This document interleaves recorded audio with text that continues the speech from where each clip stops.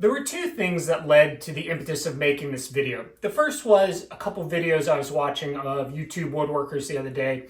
And the other was last night when my beloved Bengals were expectation, possible playoff Super Bowl run, reality losing badly. And the nice thing is, no matter when you're watching this, there's a good chance this still holds true. So I don't have to date myself with this video. I was watching a few project builds, right? And you're watching it along the way.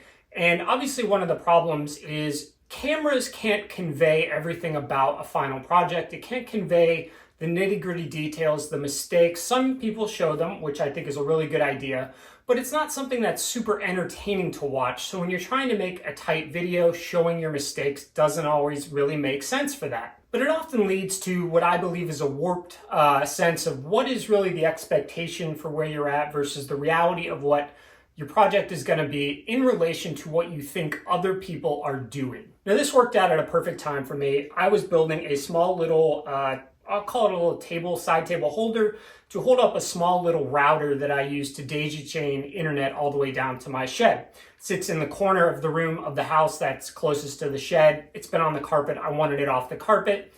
I don't have the kind of money to build huge projects just for fun out of nice woods, but I have scrap wood. So I decided to put this together.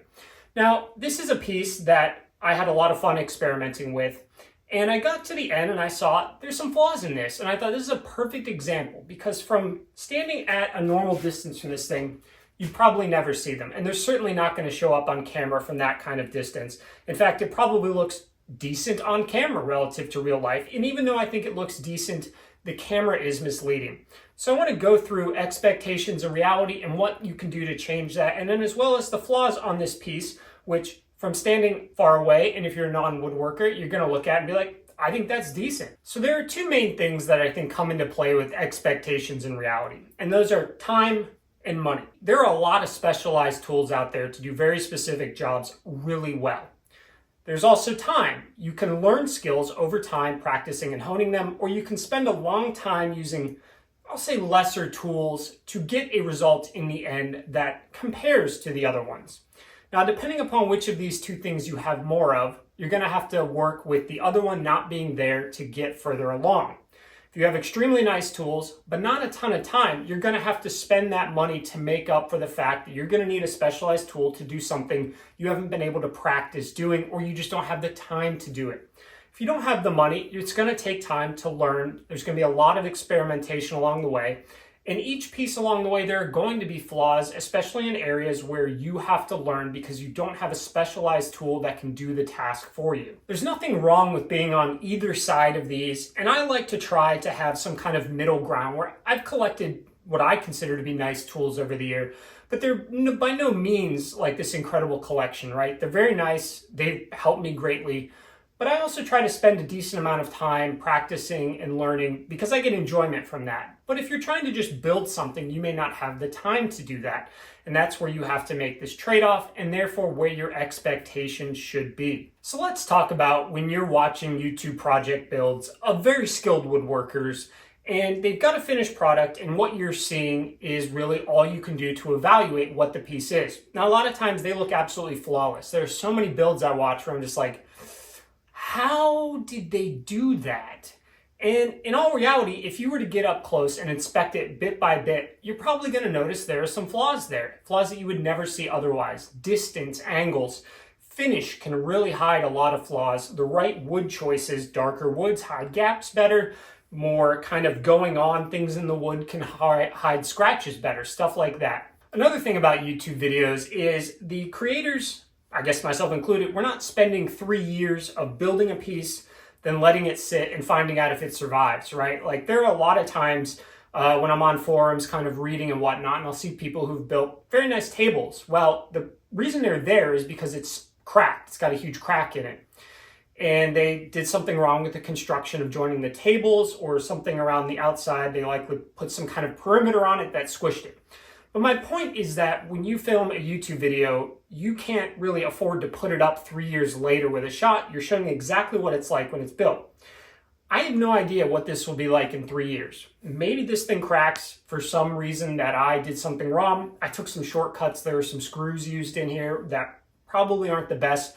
I didn't have a ton of time. I only had about 2 days that I wanted to spend, including glue drying time on this. So we'll see, but I obviously can't show that in this video. So for all you know, this piece is perfectly stable and it's going to last forever. But I don't know that. Now, I always strive for perfection, but I don't become obsessed with it. I understand that I have limitations based on my skills, based on my tools, the time I have. There are just certain things that I'm never going to be as good at as certain other people, and that's fine. So when I'm building something and I'm working off of a picture or whatever, I'm not sitting there trying to make it exactly because I may just not be able to do so. I try it to the best of my ability, which is really all you can do. And that's where your expectations should be based off of. Your ability, your time, your tools, those things, not somebody else's. Don't set your standards to be the person on YouTube who has a gigantic shop, 25 years of experience, and makes a living doing it. Set it relative to what you have, and you will be much happier with the final result. You can also learn to hide some things. So I want to go over this piece in more detail and show the problems, and then show why it's not really going to show up too much when it's done. So this piece is relatively simple. I saw a photo online of this leg style. I make a lot of mitered things, so I mitered the top, and then I just kind of went about making these legs. So let's look at some of the problems here, and this is my hopeful attempt to get you to be able to see these things as easily as possible. So we're going to start out with the miters themselves. These have little gaps in them. They're very tiny, but they're hidden quite well. From the top, there's some that's a little noticeable, which means that my cuts were not at exactly 45 degrees. Now, I didn't bother to fill these in with glue and sand. The splines filled up enough of that. I'm happy with them. Up next, let's look at this spline. I got some pretty gnarly tear out when using my spline jig. My table saw ripped that right out. Now, that's going to disappear almost certainly with finish on a walnut back, but if this was a really light maple, that's probably going to show up. And you would probably need to keep sanding, but then you ruin or you risk dishing this out. The next one here, that while function is the most important thing for me, when I'm playing around with some scraps and stuff, I really want it to look nice. And I realized way too late that I chose the piece to put on the outside with this little knot here. Now, that's going to drive me nuts if I had to see it all the time. I'm not going to have to see it all the time. But when I was laying these pieces out, I just missed that. That could have easily been flipped around to the underside. I missed it. And that's what I would consider a mistake in this piece. If I was wanting to sell this to a client, I would not be super happy about that. Now, these bottom legs are just half lapped into each other. And we can see right here, I've got a bit of a gap. It fit relatively nicely, but clearly I got a little carried away on the width of that. So there's a nice gap there, and there is a corresponding gap on this side. And why is that? Well, it's because when I clamped this together, I clearly didn't clamp it at a perfect 90 degrees to each other because this was a little wide. And what that led to was when I was placing this on top, these are not perfectly centered because I was eyeballing it based off of, I believe, these two. I was just holding it there with glue before I could clamp. And so we are off center. Now, visually from far away, probably not going to notice that, but up close, you can see they're all slightly off by a little bit. Not the biggest issue, but again, something that in a perfect world, I would like to have back. When I was cutting each of these out, these are 4 separate little leg stools. I didn't think really to sand them all the way before I glued, and because of that, I've got some scratches in here, especially right there when the light catches it. And if I were to start hand sanding at this like crazy, I would need to go back and remove this as well so that I don't create a weird divot. Now that's time I didn't want to spend. But if I had something like a bunch of high grits for the spindle sander, on my drill press, I would have done that all there. I only have up to 120, so it leaves a very rough surface. Simple mistake, but to get that scratch out would take a lot of time, and because I'd have to go back and do all this as well, probably be hidden by the finish, but we'll see. Now, the next one you can probably see are under this foot and under this foot. It is not completely touching. There is a slight gap there. Now, that's likely because I sanded this and I dished it a little bit. I probably took too much off of this cross piece instead of this piece. And so when this goes to sit flat and glue on there, these two sides can't both touch with the other sides. Now, because that is screwed in there, it's not going to be a huge problem, but that's a pretty decent gap, and I'm not particularly in love with that. Again, not going to be noticeable from the outside. You're never going to notice that on camera, But up close, that's just the reality of how this project turned out. Now, the next one, and this is probably the worst one of all, is we've got this really big gap right here. And I'm guessing what happened there is I probably had a clamp slip. I clamped them each two at a time to a center brace that runs in between there. And I'm willing to bet that either a clamp slipped or something like that happened that knocked this one slightly off of center. It's angled slightly up and to the left. It's hidden though, and you're never gonna see that from above, and you're never gonna see that on camera. But for as many tools as I have and as much time as I've spent doing this, a very simple mistake, pretty large gap, not in love with that. Now, when we take a look at the miters, we can see nice and tight, nice and tight, nice and tight. And then we come around to this one, and you can see a pretty clear gap in there. Now, because it's walnut and there's still some dust in here just from sanding it, it looks filled, but clearly I was off by, I don't know, half a degree, something like that. And unfortunately, because it's open from above, that is noticeable. Fortunately, it's on such a small scale and with a dark wood that it's not going to be seen. But you would never know from far away that I got my miters off. No matter how many miters I do, it's still possible to get them off. Up next, we have this tear out of grain here. Now, because these were scraps, they were really small and they had been planed sometime in the past, and I'd gotten some tear out here. Now, I didn't notice that until this was all glued up. So going through here, I would have dished this out had I tried to sand like crazy. It's incredibly smooth to the touch. You'll never notice that from touching it. And it may go away when there's finish on there, but that is some tear out that I'd love to have back. It just, when it was originally going through the planer, this grain changed direction and my knives clearly weren't that sharp. You can see as soon as I zoom out, not gonna see that. I'm also noticing now, I got a nice scratch running right here. You can see right here, there's a scratch left over. Now, I never would have noticed that until I had the light on it. But up close in person, you can definitely see it at the right angle. It'll disappear with finish, almost certainly.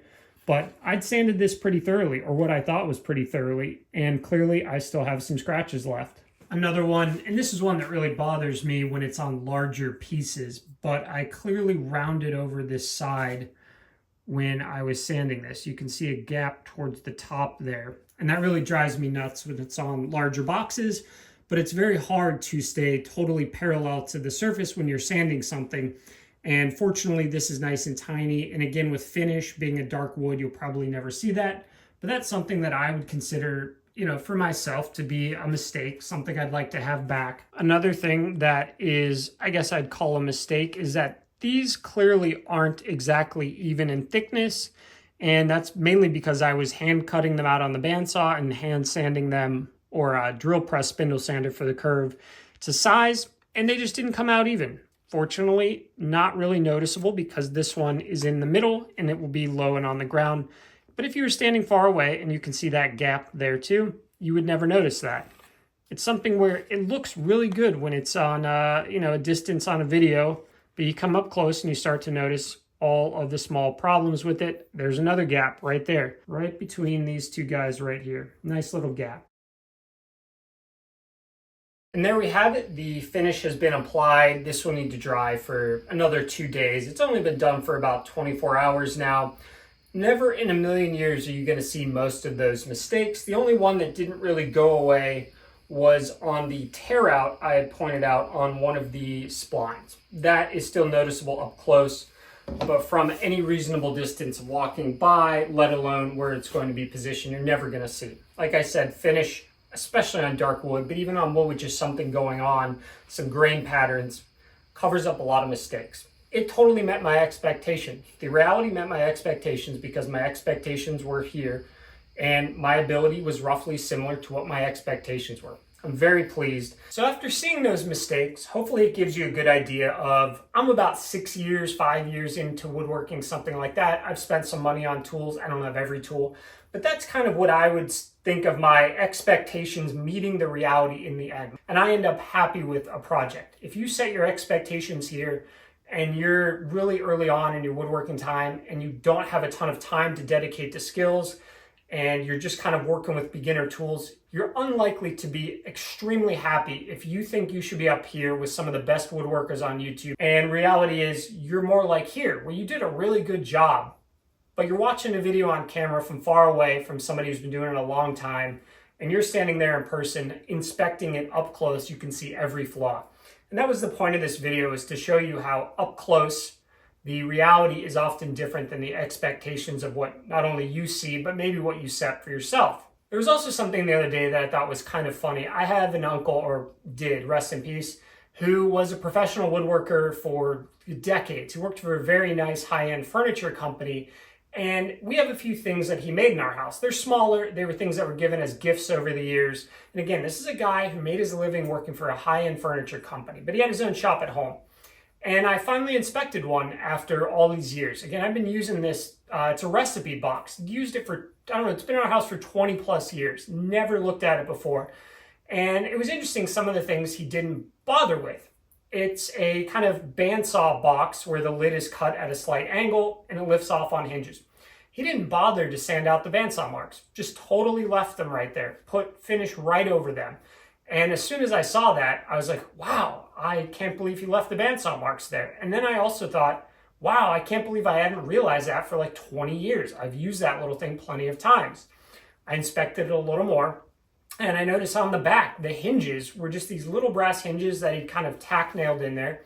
They weren't perfectly square, but it opened up perfectly. It closed just fine. Slight little gap maybe, but different humidity and temperatures over the years. Who knows whether that was his fault or not. But these hinges weren't perfect. He hadn't gotten rid of the bandsaw marks. He hadn't even bothered to finish the inside of it at all. It was just some probably lacquer just sprayed to the outside, everything inside totally unfinished. And it kind of got me into an area where the expectations of what I would think of a master woodworker versus the reality, and yet I never noticed. It seemed like a great piece. I thought it was a great piece, and it is a great piece. So just make sure that your expectations, try and meet them with the reality so that you enjoy your woodworking, you're happy with your projects, and you can keep getting better over time so that your expectations can go here, and then reality also matches here. So thank you for joining me today. I hope that's given you an idea of what the reality is versus the expectations based on what you see on YouTube videos or from far away with your furniture and things like that. Have a good one. Leave anything in the comments you want. Bye.